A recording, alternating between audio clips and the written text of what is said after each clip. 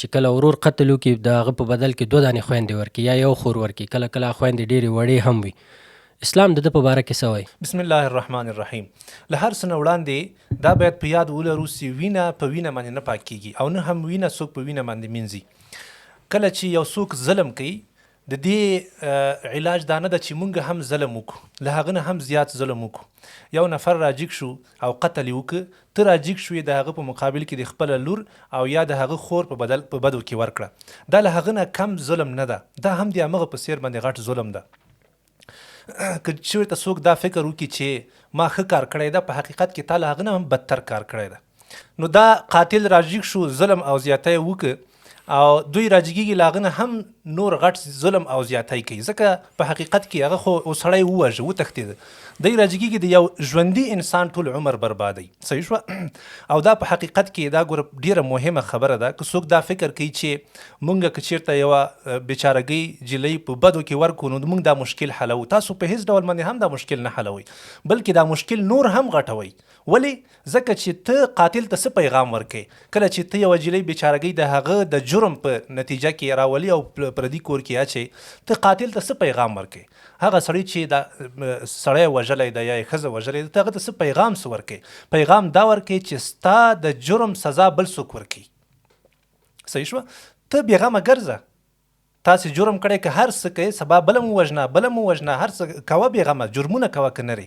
ولې؟ ځکه چې ستا د جرم سزا او ستا د جرم پیټه هغه په بل چا باندې غورځېږي. صحیح شوه؟ او ستا د ګناه بدله به بل څوک ورکوي. دا ډېر تعجب خبره ده. نو په دې سره هغه همیشه لپاره همداسې باجرأته پاتې کیږي او په هیڅ وخت کې هم هغه ته دا قتل یو شی نه ښکاري. صحیح شوه؟ همیشه لپاره دی دا کوشش کوي چې یو څوک مړ کړم، ځکه هسې خو هم په ده نه څوک سزا نه ورکوي.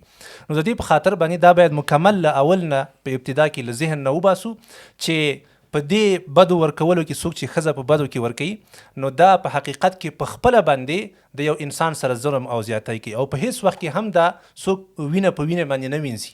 دا خبره دا ډیره بده خبره ده. دومره یو ناوړه پدیده ده. په هره ټولنه کې ناوړه پدیدې شته دي، خو دې ټولنه کې دا ډیره ناوړه پدیده ده. ځکه یوه ښځه دی هغه په بدو کې راوسته، په بل کور کې د کېنوله، دغه د کور وګړي ټول عمر بیا له دغه ښځې سره ظلم او زیاتی کوي. مشران خو پرېږده، د دې کور هغه ښځې، زنانه، هغه ماشومان، هغه هم په دې باندې سیاست کوي او کله ورته پیغورونه ورکوي او اصلا د انسان په سترګه نه ورته ګوري. ولې چې په بدو کې راوستل شوې ده. صحیح شوه؟ په بدو کې راوستل شوې ده. نو هر وګړی د دې کور راجګیږي او ټول عمر لپاره هغه سپکوي او ذلیلوي، په وړه خبره باندې ورسره جنګ کوي. وهل ټکول خو پرېږده چې څومره دا ظالمان له دې سره ظلم او زیاتی کوي. بیا راځو دې خبرې ته چې کله ته یوه ښځه بل کور ته په دې ذلت باندې واده کړي، د هرې ښځې ګوره خاص امیدونه یي، د هرې ښځې یو ارزوګانې یي چې زه په عزت سره لاړه شم په یو کور کې کینم. صحیح ده؟ زما په واده کې ښځې وي، میلمانه وي او زه دغه اول قدم د خسر کره ډیر په عزت سره کیدم او د دې واده د دې نکاح دغه بهترینې شیبې دا په ډیر ښه طریقه سره زه په خپلو سترګو ووینم. صحیح شوه؟ دا د هرې ښځې ارمان ده چې زه د نورو ښځو په څیر، د نورو خویندو په څیر، د نورو ښځو په کلي کې چې کوم ښځې دي، دې همسیاله دي یا همسنه دي، د هرې ښځې دا امید ده چې زه د هغوی په څیر باندې په عزت سره لاړه شم او دا خوږې شیبې دا په ښه طریقې سره ولمانځم. لیکن متاسفانه دوی د دې ښځې په ټولو امیدونو، په ټولو ارزوګانو باندې په خک دي او د خپل جرم علاج په دې ډول باندې راوباسي. دا هرګز د دې جرم علاج نه ده. ته قاتل ته د هم جرأت ورکړي، هغه په آینده کې هېڅ د چا په ژوند باندې صرفه نه کوي او په مقابل کې د یو بل ژوندي انسان عمر هم ټول تباه و برباد کړي. ولې دې تباه و برباد کړي؟ ځکه دې تباه و برباد کړي چې دا ښځه ټول عمر روحي لحاظه او رواني لحاظه ځورېږي. ټول عمر دی رواني، ځکه هغې ته ځان خپل ذلیله ښکاري. زه راغلی یم په ذلت باندې، زه راغلی یم په بدو کې. نو ټول عمر په هغې باندې بیچارګۍ باندې فشار ده او اکثره وخت داسې کېږي چې یو بوډا سپین ږیري سړي ته یې ورکړي او یا په کلونو انتظاري، باور په الله وکړه 10 کاله 15 کاله دا انتظار کېږي تر څو پورې یو وړوکی ماشوم د هغه کور هغه راغټ شي، بیا د دې نکاح له هغې سره تړي. دا کوم انسانیت شو؟ دا کوم عقل شو د افغان؟ دا خو عقل نه ده، دا خو انسانیت نه ده. نو دا خو پرېږده چې دا بیچارګۍ ټول عمر برباد شو، ځورېږي او کړېږي. د دې چې کوم ماشومان راځي په آینده کې، د دې چې کوم اولاد پیدا کېږي، هغه هم د دې رواني تکلیفونو او د دې فشار لاندې ژوند کوي. ولې؟ ځکه چې د دې مور بیچارګۍ همیشه لپاره خفه نو دا رواني تکلیف به په هغه باندې تاثیر کوي که به نه کوي؟ حتما به پې کوي. نو تا په حقیقت کې په آینده کې د دې یوې کورنۍ ټول عمر برباد کړ. اصلا هغه سالمې روزنې ته دا ماشومان د دې نشي رسېدلی، ځکه همیشه لپاره ځان ورته حقیر او سپک ښکارېږي. نو دومره غټه او ناوړه پدیده ده چې د دې هیڅ تصور نشي کېدلی که نه. نو دا ډیره د افسوس خبره ده. باید افغانان جدي ډول باندې د دې مخنیوی وکړي. هغه علما چې هغوی ته دغه رقم قضیې مخکې کېږي باید په هیڅ ډول باندې دا نکاح ونه تړي. علماو ته زمونږ توصیه، زمونږ مشوره، زمونږ د انساني او د اخوت او د اسلامي فضا کې دا ورته مشوره ورکوو، دا ورته توصیه کوو چې تاسې د دغه خلکو نکاحګانې مه تړئ. ولې مه تړئ؟ ځکه دا د زور نکاح ده، د جبر نکاح ده، د ظلم او د زیاتي نکاح ده. که چیرته یوه ښځه په جبر باندې واده کیږي، هغه نکاح صحیح ده. نبی صلی الله علیه وسلم په حدیث کې فرمایلی دی، صحیح حدیث ده، لا تنکح الایمو، وایي تر هغه وخته پورې دغه ښځه چې هغه کونډه وي یا مشره ښځه وي، مخکې واده کړی وي که نه، هغه نه نکاح کېږي تر دې پورې چې هغه ته صحیح سره امر ورته ونشي، یا ترې نه صحیح د هغوی خپله د زړه خبره یې له هغوی نه وانه اورېدل شي. لیکن چې کومه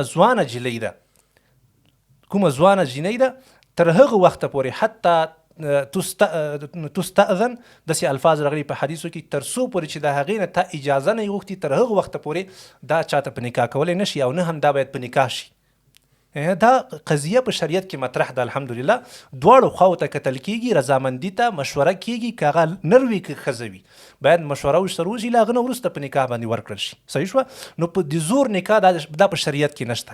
نبی صلی الله علیه وسلم ته یوه جلۍ راغله، یوه پیغله جلۍ ورته ویلې، شکایت یې ورته وکړ، وایي زه مې پلار ورکړمه، حال دا ده چې زما خوښه نه وه، اصلا زما خوښه نه وه دغه پلانکي سړي سره، خو زه بیا هم په نکاح ورکړم. نو نبی صلی الله علیه وسلم هغې ته اختیار ورک چې ته کولی شي چې په د خپله نکاح باندې پاتې شي، او یا که بیا دې خوښه نه وي که نه، چونکې ته په د بل چا په خوښه باندې واده شوی. یا متاسفانه چې زمونږ په دې قوم کې، زمونږ په دې ولس کې اکثره جنکیانې د پلار او مور په خوښه باندې دوی ودیږي، اصلا له دوی سره مشوره نه کېږي. پلار همیشه لپاره دې ته ګوري چې زه دا انګور راولم، آیا دا به زما خدمت کوي که به نه کوي؟ صحیح شوه؟ زه مې دې زوی ته ښځه کومه، دا به څنګه دا د کور ښځه ده که نه، د کور کار یې زده ده که نه. او اکثره متاسفانه پلاران دا لورګانې چې کله ورکوي، د هلک فقط څه شي ته ګوري؟ دې ته ګوري چې دا هلک په خارج کې ده که نه ده، دا هلک پیسې لري که نه لري. صحیح شوه؟ بیا دا بیچارګۍ ښځه تر ډېر وخته پورې همداسې ناسته وي، تر ډېر وخته پورې ناسته یې ځورېږي، تر دې پورې چې 10 کلنه شي. بیا چې یو وخت کې دا جلۍ له چا سره وتښتېږي، دی بیا منډې راوهي، ټوپک یې په لاس کې اخیستی، وایي زه یې وزنم. زویم دا خپل ځان اول ووزنه، ته دې وژلو لایق یې، اول دا ځان ووژنه، ځکه چې تا دا خپله لور او دا خپله زوی دې ته اړ کړي دي، په کلونو دې کېنولي دي. بیا چې وتښتېږي نو بیا منډې راوهي، وایي زه یې وژنم. د وژلو اول لایق هم دا ته یې، ځکه چې تا د ښه انسانان راتلل، ښه با اخلاقه خلک درته راتلل، مسلمانان درته، صحیح خلک درته راتلل، خو تا نه ورکوله. اوس چې دا جنجال رامنځته شو، نو اول مجرم هم دا ته یې. صحیح شوه؟ نو د زور نکاح نه کېږي، د زور نکاح اصلا نه کېږي. نبی صلی الله علیه وسلم کله چې فاطمه رضی الله عنها هغه په نکاح ورکوله، علي رضی الله عنه هغې ته ویلې ان علیا یذکرکی، وایي علي رضی الله عنه تا یادوي، ستا یادونه کوي. نو ګورو یعنې مشوره یې ورته ورکړه چې ته یو آزاد انسان یې، ته حق لري، او چې کله د خپل ژوند او د خپل آینده سرنوشت ټاکلو کې ته مکمل خپل حق لري، تا څوک په زور نشي ودولی. نو که ته هم ای مسلمانه د پیغمبر امتی او رښتیا دا وایه چې زه مسلمان یم او ما په پیغمبر باندې ایمان لرلی، نو ته هم دا خپله لور دا په زور باندې په بدو کې او په جبر باندې چاته مه ورکوه، بلکې د هغې سره مشوره وکړه او په ښه طریقه باندې د هر مشکل یو رای حل راوباسئ. نو خلاصه د خبرې دا شوه چې ښځې په بدو کې ورکول دا هم د شریعت خلاف کار ده، او هم د قوانینو خلاف کار ده، قوانین هم نه مني، او هم د بشري او انساني حقوقو باندې پښې کېښودل دي او هغه پایمال کول دي. د شریعت خو پرېږده، په وضعي قوانینو کې هم دا قانون ده چې جرم فردي ده. یو نفر جرم وکړي، باید امق انسان د دې خپل جرم سزا ورکړي. د یو نفر بوج باید په بل چا باندې وانه چول شي. صحیح شوه. او الله جل جلاله په قرآن شریف کې هم فرمایلی دي ولا تزر وازرة وزر اخرى، وایي د یو نفر ګناه په بل چا باندې نه اچول کېږي. یو نفر ګناه وکړه، الله جل جلاله به له هغه نه پوښتنه کوي او باید همدغه انسان د خپل ګناه سزا ورکړي. صحیح شوه. نو دا کوم د انسان کوم عقل دا خبره مني چې جرم او زیاتی یو نفر کړی ده خو لیکن زور د بل انسان نه وځي.